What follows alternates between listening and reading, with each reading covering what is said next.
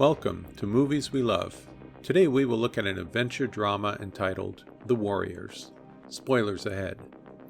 Before we start, hit the like button. It's free and will help me to grow this channel.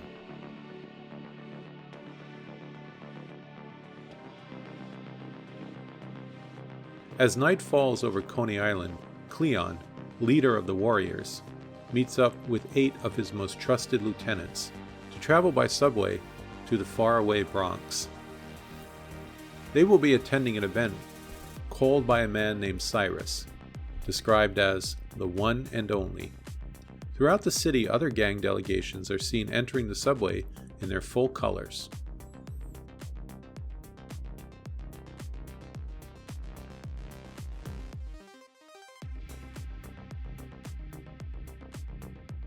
We learn that Cyrus, leader of the largest gang in the city, the Gramercy Riffs, has called a truce of all gangs in New York.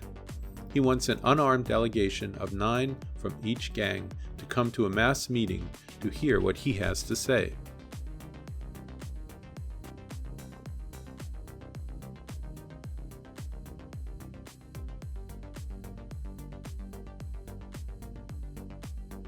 At Van Cortlandt Park in the Bronx, the meeting is well attended, with over 100 gangs represented.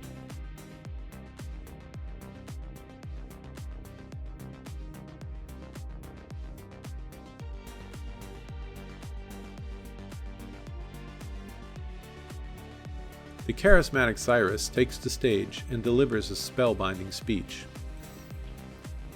He says that instead of fighting each other over turf, they could unite to form an army of 60,000 soldiers, compared to only 20,000 police in the whole city. He punctuates his points with, "Can you dig it?" to the crowd's wild response.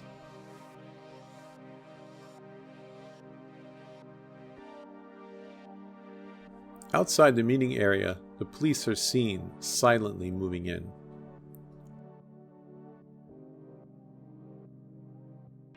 Luther, the psychotic leader of a gang called the Rogues, has snuck a gun into the gathering.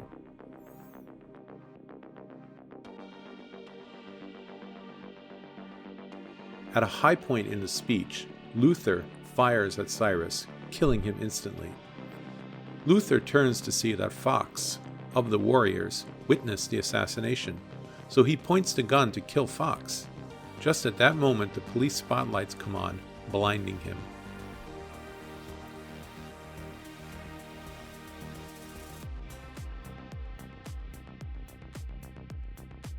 Cleon walks towards the middle of the chaos to see whether Cyrus survived. Luther begins screaming to the crowd, "That's him, the guy who shot Cyrus." Cleon denies it, but Luther continues to scream, "The Warriors did it! The Warriors did it!" and charges at Cleon.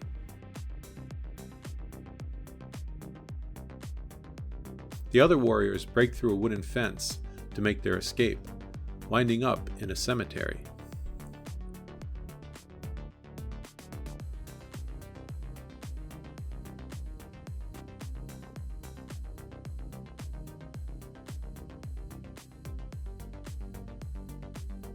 Swan, who as a war chief is the second-ranked member after Cleon, states that they are going to the subway to catch a train back to Coney Island. A member named Ajax gives Swan some trouble when he asks, "Who made you leader?" Swan advises him to make his move, but Ajax backs down. They make their way towards the subway, worrying whether the truce is still on. If it isn't, they will have to bop across other gangs' territories, vulnerable because they are wearing their colors and have no weapons.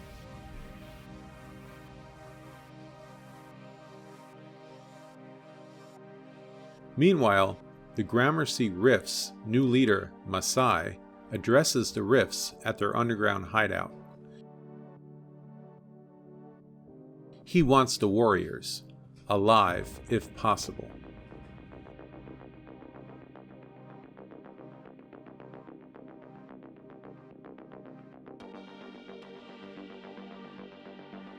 We see the gangs throughout the city are getting ready to hunt down Cyrus's killer.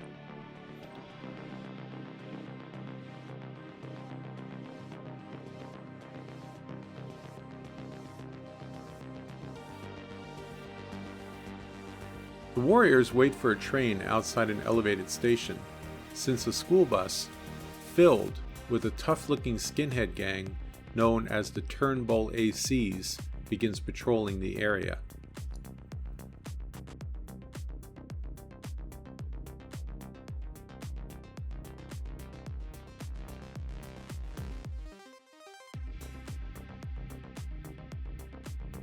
When the train arrives, the warriors make a break for it and barely make the train ahead of the gang.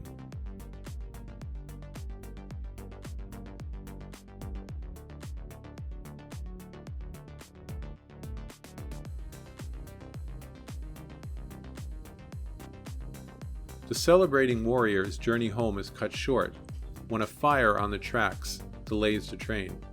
They have no choice but to make their way to the next station on foot.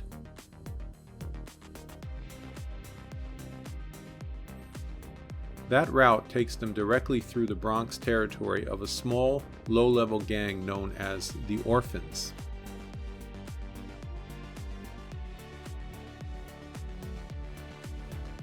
After determining the Orphans' numbers to be at least 30 versus their 8, Swan decides a diplomatic solution would be best. He brings Fox with him to meet with the Orphans' leader. After a bit of tough posturing, the leader accepts the explanation of the subway fire and tells them they can move through the territory if they come in peace.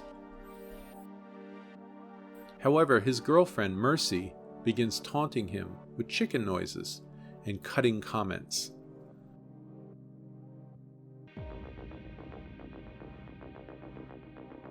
The leader's manhood is now insulted, so he orders the warriors to remove their gang colors if they want to proceed. Swan refuses in no uncertain terms.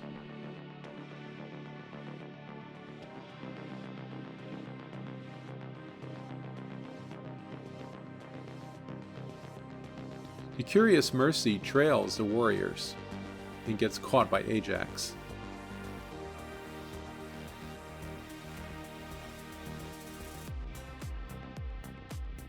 Just then, the Orphans show up again, packed and ready to rumble. Snow produces a Molotov cocktail, which Swan throws at a car near the Orphans. The warriors take off past the flaming vehicle. The car explodes. The Orphans fail to pursue, and the warriors hightail it to the next station.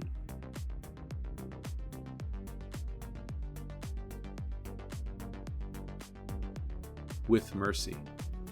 She seems determined to stick around for the ride. The train at 96th Street station is not moving, and the frustration is obvious. A police officer walks by the car, and they take off running. They split into 3 separate groups.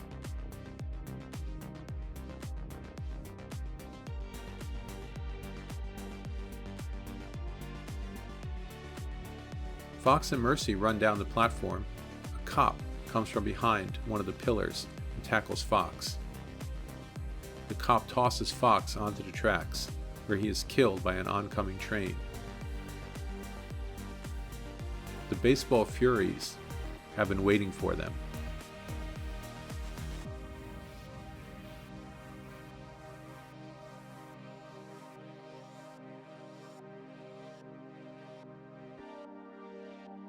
The 4 warriors take off running down the street. The chase continues into Riverside Park.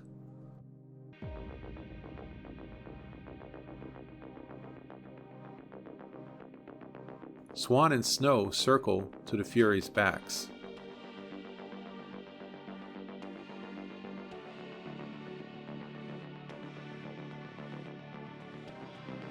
Cowboy and Ajax turn to face their foes, with Swan coming up from the rear.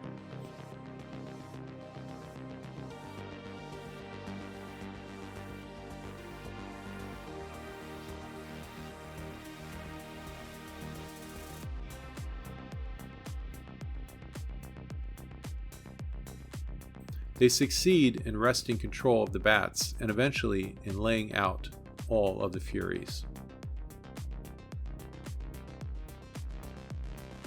Meanwhile, Vermin, Cochise, and Rembrandt have arrived at Union Square to wait for the others.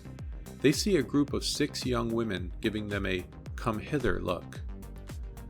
Cochise and Vermin can't believe their luck in finding attractive girls who seem to want to party with them.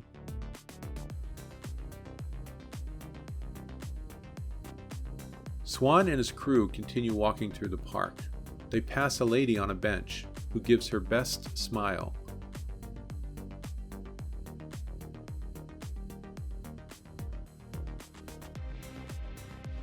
Ajax decides to play some games.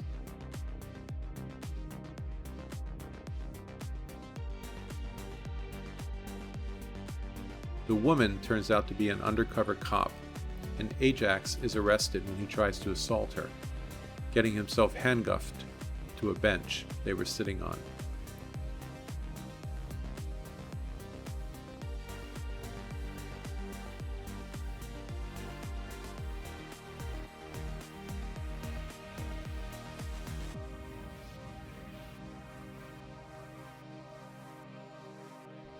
They go to the group's clubhouse, and the leader identifies them as the Lizzies, an all-girl gang. Cochise and Vermin waste no time heading off to couches with their choice of girl. Rembrandt stays aloof and says that they need to get back.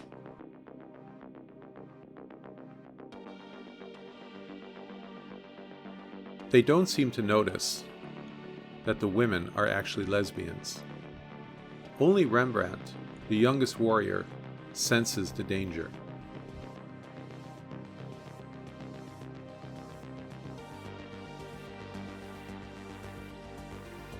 He notices the women exchanging glances, but before he can react, the door is locked, and the leader pulls a gun and says, "So you guys are the famous warriors, the ones who shot Cyrus." Rembrandt shouts a warning, and the 3 crash through a door, dodging bullets to escape.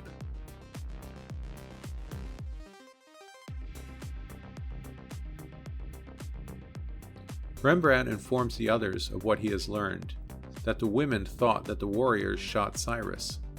They finally realize that every gang in the city must be looking for them. Swan continues on to Union Square.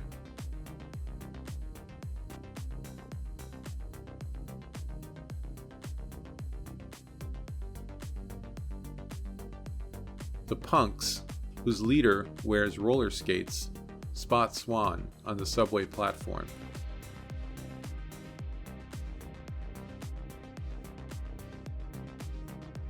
Meanwhile, Snow and Cowboy have made it to Union Square and meet up with Cochise, Rembrandt, and Vermin.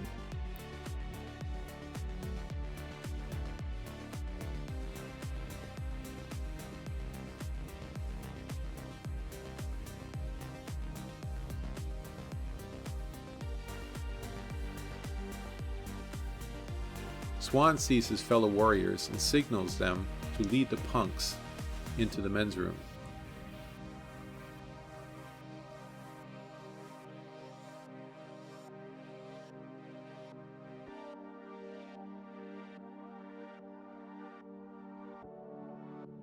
They hide in the stalls.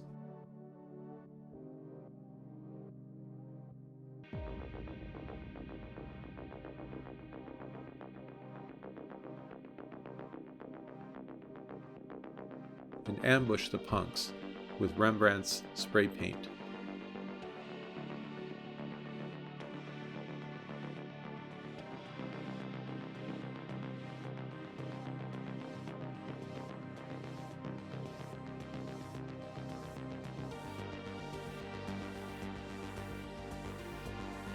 The ensuing battle is another victory for the warriors.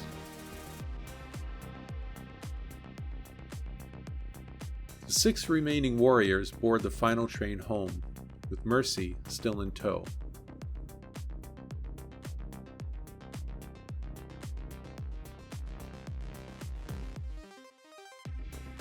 Upon arrival at Coney Island, the sun has risen, and the journey is seemingly over.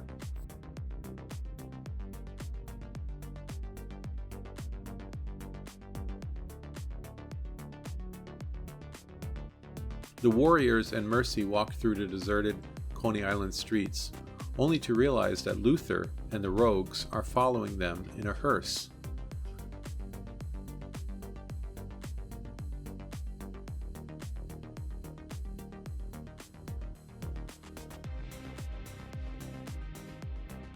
The warriors take shelter under a dock.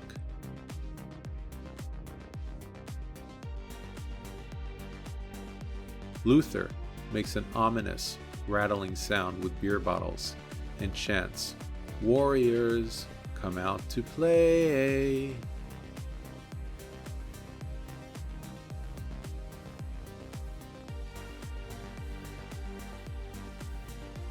Swan leads his crew and Mercy out to the beach, and the rogues follow.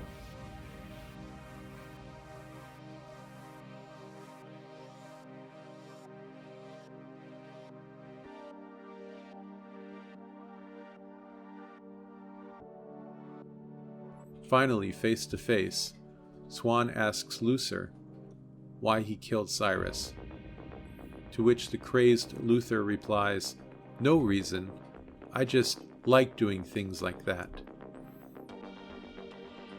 When Luther pulls out a gun on Swan, he manages to flick his knife into Luther's wrist, disarming him. At that moment, the Gramercy riffs appear in force on the beach.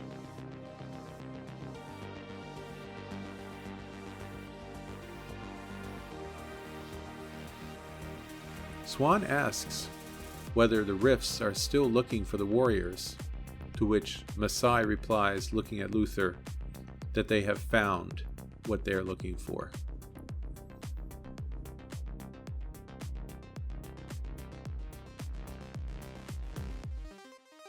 They are glad to have made it home, but are also emotionally defeated because they know that they and all the New York City gangs are back where they started from. Nowhere. Thanks for watching. If you want to see more movies like this, hit the like and subscribe button. Leave a comment below. Tell me which movies you would like me to recap in the future.